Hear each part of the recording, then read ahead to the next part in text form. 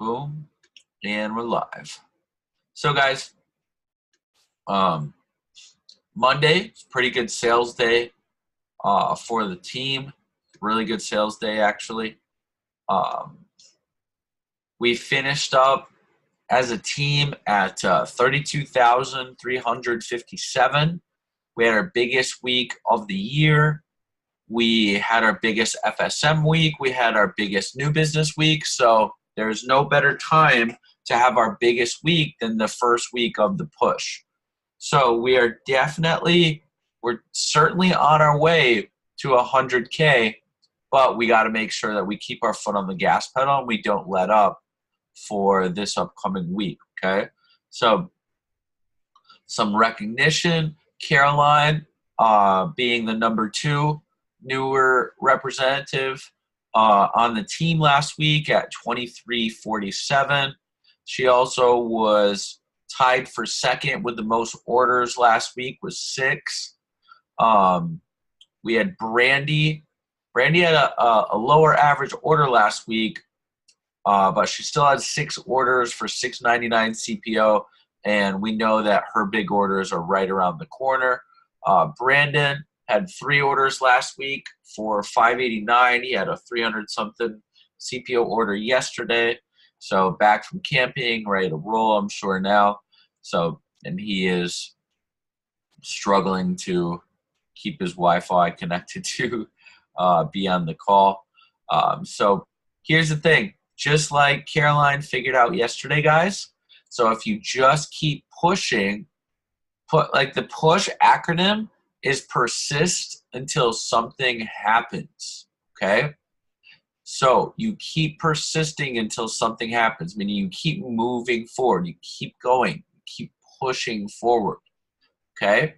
So I know Caroline was definitely frustrated with a lot of things, obviously, and how the push was going. And even yesterday, her first customer, super, just closed off, not wanting to build any rapport, not even trying to establish any sort of connection or being open to establishing a connection. And then what do you know? Boom, Caroline, the next demo, sells a Homemaker Plus A with like a 12 or 1,300 CPO orders. So that's just how the push goes. It's like you drip orders and no sales, and you drip cancellations and reschedules and all that stuff.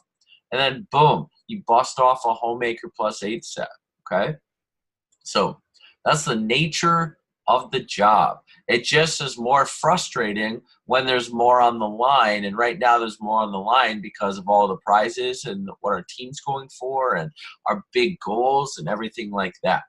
So I just want to say, once again, I'm proud of everybody for moving forward, for persisting onward, and just not giving up on yourself and not giving up on the team, even when things get tough, because I certainly know that it can be really hard to continue pressing forward. It's frustrating when all those things happen. It's annoying without question, and it's mentally challenging. It tests your patience. It tests your belief. Makes you question whether or not you still got it. It's just like a sport. Okay, it makes you question whether or not you're just lucky when you made those sales before, or if you actually had developed a skill. And we get kind of crazy when we get all up in our feelings. When you get all up in your head, we get we ask ourselves a lot of dumb questions, and they usually start with what if, okay?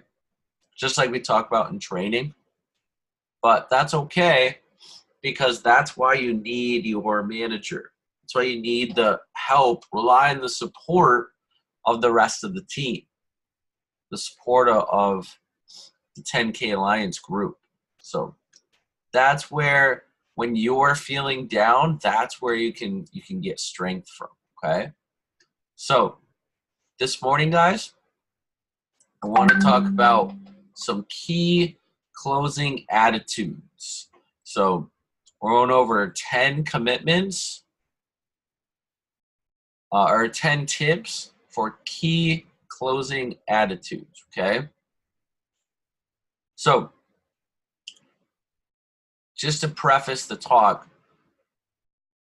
closing the deal is simply just a professional way of helping people make decisions that are good for them. Sometimes sales reps get nervous during the close. Usually it's out of a fear of failure, a fear of rejection. They assume that because of the tension when closing that they're not natural salespeople. And this is wrong because no one is born a salesperson.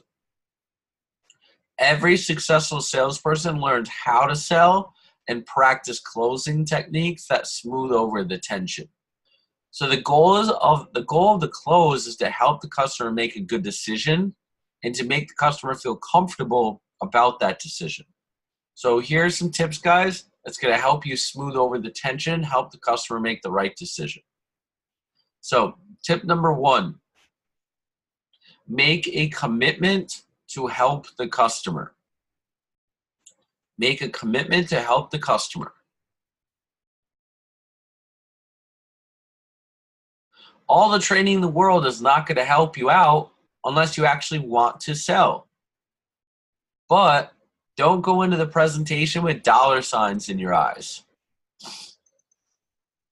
If the customer thinks you're only after the sale to make money, they will never buy. So make a commitment to yourself and to your customer that you do want to sell in every presentation so that they benefit. And in the process, when you help other people, you indirectly help yourself too.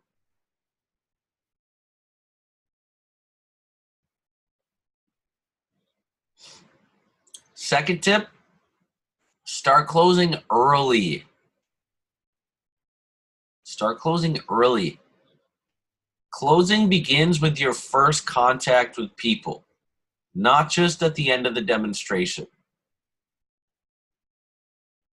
So to help the customer make the right decision, don't wait until the end. Start right on the phone with a strong, effective phone approach with great rapport. Because the first step of closing is rapport. So build rapport with your customers during the demo, all throughout the demo, and learn to be in control of the situation at all times. You got to be someone that they trust placing their money with. So be someone they trust. Number 3, understand you have one shot to help the customer. The first call is really the only one that truly counts. There is no tomorrow. It's taken decades in most situations before someone has told your prospect about Cutco. So they may not ever have the chance to see Cutco again. So if they don't get it today, guys, they probably never will. And imagine that. Imagine dying and not owning Cutco. What a sad way to go out. I'm only partially joking there. Number 4, have confident expectations that you will sell to every single customer. Expect that the person is going to buy. It's not a question as to whether or not they're going to buy. It's just a question of how much. Pretend that everybody has $5-6 grand just lying around waiting to buy a Cutco kitchen. So ask with an expectancy like you couldn't even fathom someone not owning Cutco. Like you could never understand that. Like it just does not make any sense for someone to not own Cutco. Number 5, be enthusiastic and have fun. Guys, a sale is what takes place when there's a transfer of enthusiasm. And in some ways, it needs to be a constrained enthusiasm though, like a dynamic tension rather than all hype. So most sales are made in how well you present the product, how much fun you have, and how you close the deal. So make and keep your demo upbeat and keep it fun. I used to have a rule where I wouldn't start the demo until I made my customers laugh or smile at least 3 times. I had to warm them up. It's kind of like a car. It's not as much fun to drive your car in the cold when the engine's not warmed up. Same thing with the demo. Number 6, never quote a price without first building value in the product and doing a price comparison. Never quote a price without first building value in the product and doing a price comparison. Although closing occurs throughout the presentation, it is possible to ask for the order too soon. So make sure your prospect understands what they get for what they pay and how it compares to other high-quality manufacturers before you tell them the price, aka Wusthof, Schon, and or Henkels. Best way to do that is to follow the close you were taught, page 8 and 9. Number 7, use the close word for word and ask for the order. Again, all closing is a transfer of belief and enthusiasm from the presenter to the customer. You don't talk them into buying something, you enthusiastically motivate them. So when you know the close, when you know pages 8 and 9, the confidence level is higher. That confidence shines through to the customers. Act and close boldly. Practice your tone. Speak confidently and strongly. Practice it in the mirror. Number 8, once you've asked for the order, just stop talking. If you talked first, you probably lost the sale. Then neither you nor your customer benefits. So the only pressure you are allowed in selling is the pressure of the silence. Wait for an answer no matter how long you have to wait. I remember I was doing a demo with a guy named Ronnie Slate, who was an umpire in baseball in my town. I was doing it for him and his wife. We're having a great time during the demo, cut up a bunch of food, all sorts of good stuff. Got to the Homemaker Plus 8, asked for the order, sat in silence for what seems like an eternity. Like, it was probably only like 3, 4, 5 minutes, but it seemed like it was forever.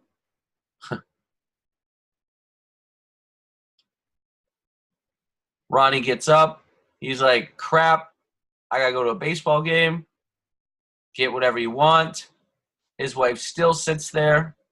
Still hasn't made the decision yet. And then finally she's just like, all right, we'll take it. So, sold him a Homemaker Plus 8. So once you ask for the order, though, just be quiet.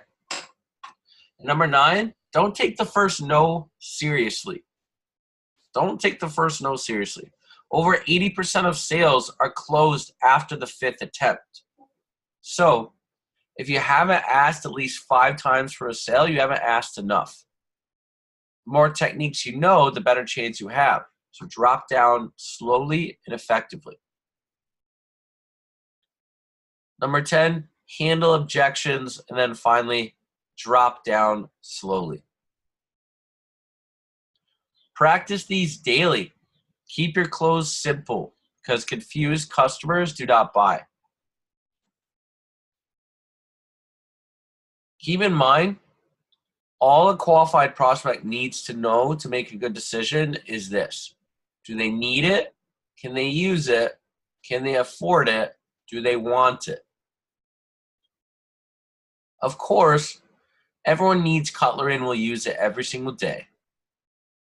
If your demo is good, they will want it. And dropping down slowly will help people fit Cutco into their budgets. So yes, they can afford it. So guys, if every single client knew as much about Cutco as you did, they would all buy. It would make no sense not to. So it's your job to educate them and help lead them and guide them to make the right decision. all the closes in the world are not going to help you out unless you practice them in front of real, live, breathing customers. When you're in a position when you know someone isn't going to buy, try everything just to learn how each close works.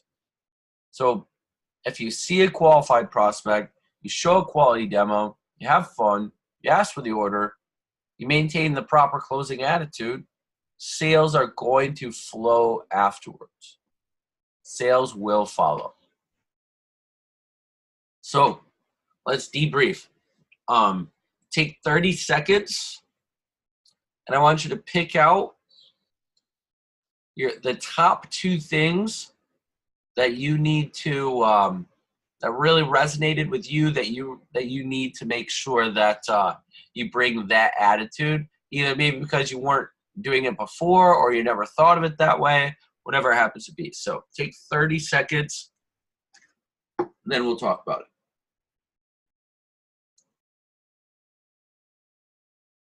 30 seconds.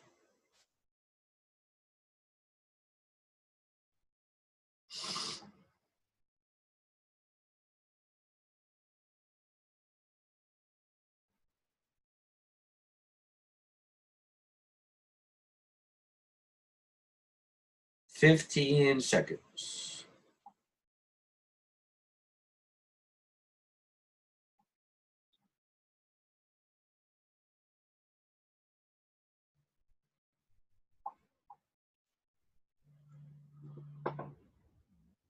$5 seconds.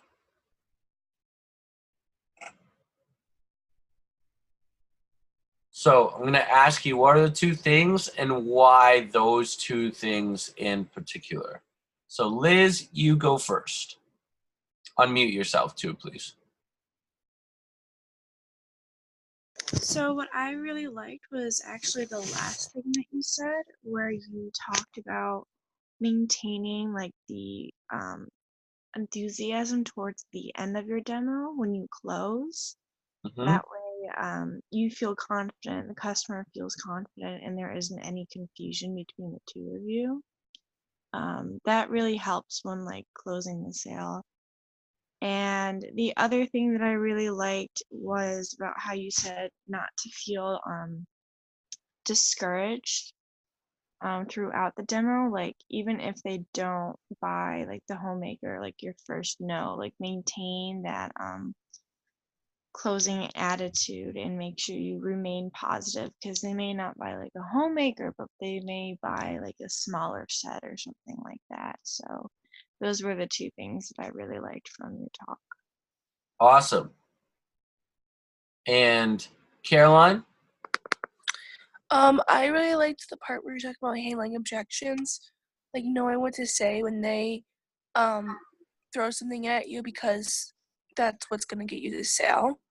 And memorizing them is probably the best thing for yourself. Yeah. And then I really liked remaining confident. Like you said that you didn't speak for like 5 minutes, but you ended up closing with the homemaker. So talking maybe before they've made a decision will jeopardize your sale. So just staying confident, best thing. Yeah. You just gotta be silent in that situation. So it shows a lack of confidence if you speak first, because it's like tennis. You hit the ball over the net, and now you're waiting for them to hit the ball back. Sometimes, guys, when the customers would give me an objection, sometimes I wouldn't even say anything when they gave me an objection.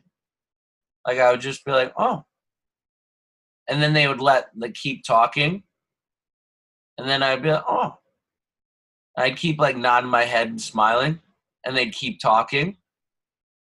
And then eventually, sometimes they would just talk themselves right into buying the set, because they realize most of the time the objections that they're giving, like when they say it out loud, usually they end up realizing that the objection is just kind of BS. Like it's not a real objection. It's just like doing themselves a lip service. So that's something that I would do sometimes too. Like they would give their objection, and I would just keep nodding and smiling and not saying a word.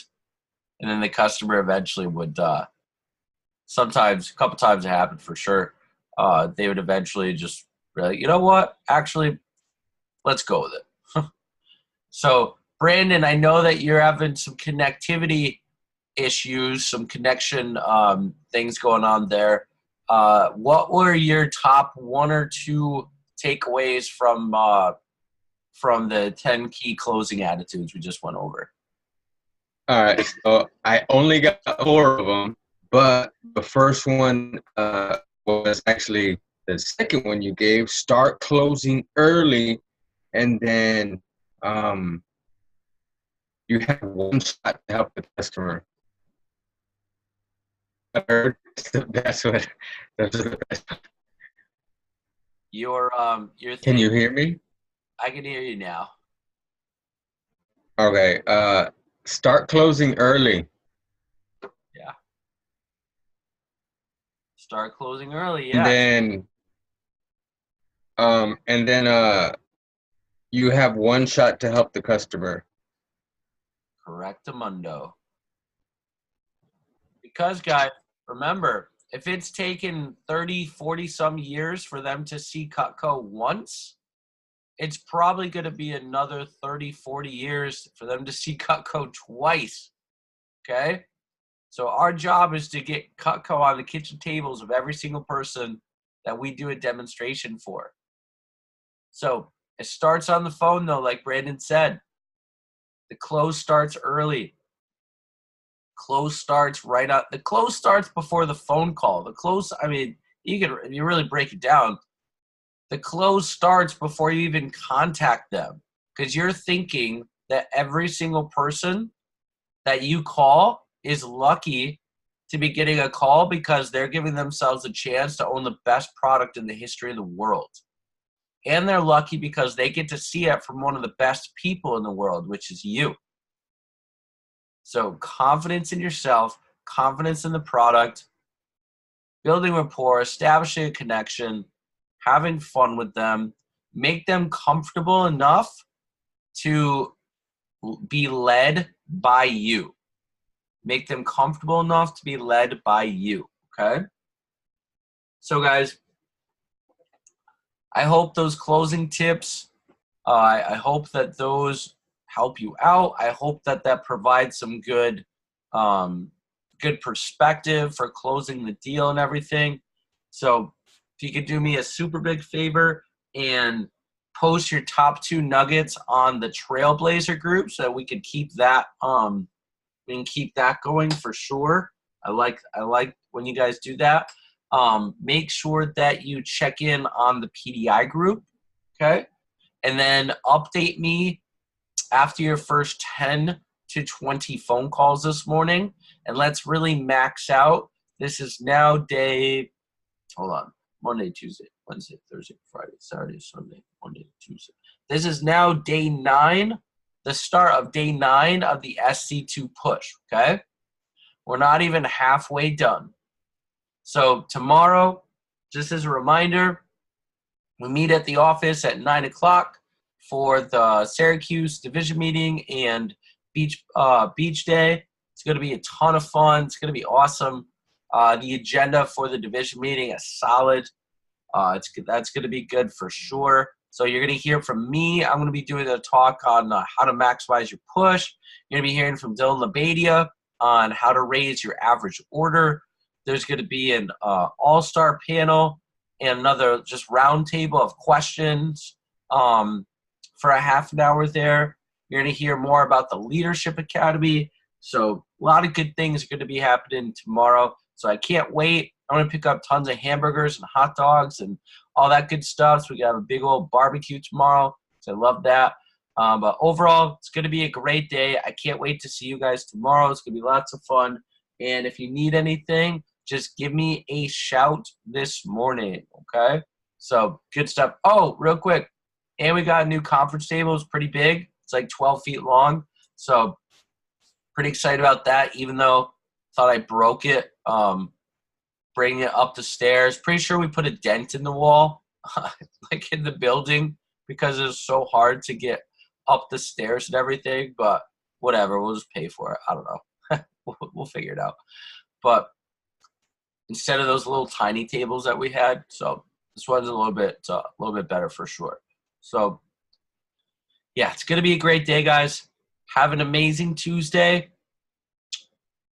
Let me know. On the PDI group, post what your demos are.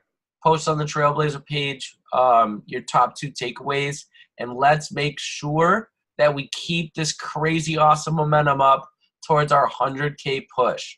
So we're about 30. I think we're at for total for the push. Hold on, 1 second. Total for the push. I'll tell you where we're at, and then I'll be good. And then I'll be done.